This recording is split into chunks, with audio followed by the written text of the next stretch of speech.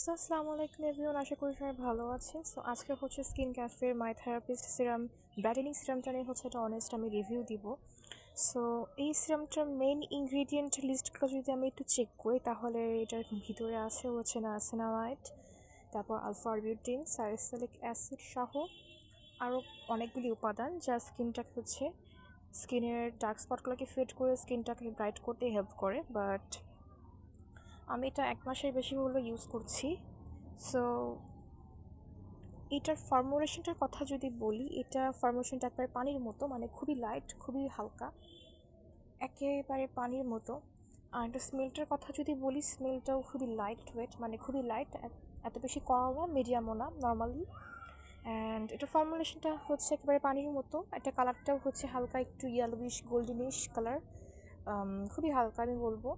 এটা সাতকোষ থেকে আমি নিয়েছিলাম, আর এটা রিসেন্ট প্রাইস হচ্ছে 500 থেকে অ্যারাউন্ড 600 পর্যন্ত।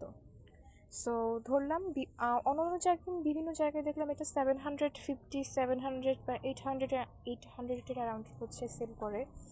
সাজগোজে 500, 500 এবং মাঝে মাঝে 600ও এই সিরামটা সেল করে। আমি যদি অনেস্টলি বলি, এটা 1 মাসের বেশি আমি ইউজ করেছি, অ্যান্ড প্রতিদিন রাতের বেলা হচ্ছে আমি এটা ইউজ করে ঘুমিয়েছি। তো আমার স্কিনের ব্রাইটেনিংয়ে সিঙ্গেল পার্সেন্ট, মানে 1% কাজও এটা করে নাই। স্পট ফেড হওয়ার কথা বাদ দিলাম। এটা ক্লেম করে যে এটা স্কিনটা ব্রাইট করবে, হ্যান্ড করবে, ত্যান করবে, বাট এটা কোনো কাজই করে নাই আমি বলবো। এটা আমি রেগুলারলি ইউজ করেছি, আমি কোনো ফলাফল পাইনি। অ্যান্ড আমি অন্য অন্য আপুদেরও হচ্ছে রিভিউ চেক করলাম, তারা একই কথা বলছে, তাদের ক্ষেত্রেও কোনো কাজ করেনি এই সিরামটা। এই সিরামের ভিতরে এতগুলা ইনগ্রিডিয়েন্ট দেওয়া, অথচ এটা স্কিনে তেমন কোনো কাজ করে না। আর এখন যদি প্রশ্ন আসে যে এটা কি সেকেন্ড আমি পারচেস করবো কি না, কখনোই করবো না। আমি এটা কাউকে সাজেস্ট করবো না, কারণ এটা স্কিনের জন্য কোনো কাজ করে না। আমার মনে হয় যে অ্যারাউন্ড 500 to 600 অ্যান্ড 700 আপনি এর থেকে ভালো ভালো অনেক সিরাম পাবেন যা আপনার স্কিনে ভালো কাজ করবে। জানেন মাইজা আছে, লাভসের সিরামগুলো খুব ভালো কাজ করে। বাট স্কিন ক্যাফের সিরামটা আমি এটা খুব আশা নিয়ে ইউজ করেছিলাম, হাই একটা হোপ ছিল এটা নিয়ে, কিন্তু আমার সকল আশা ভরসা সব কিছুটা নিমিষে ভেঙে গেল।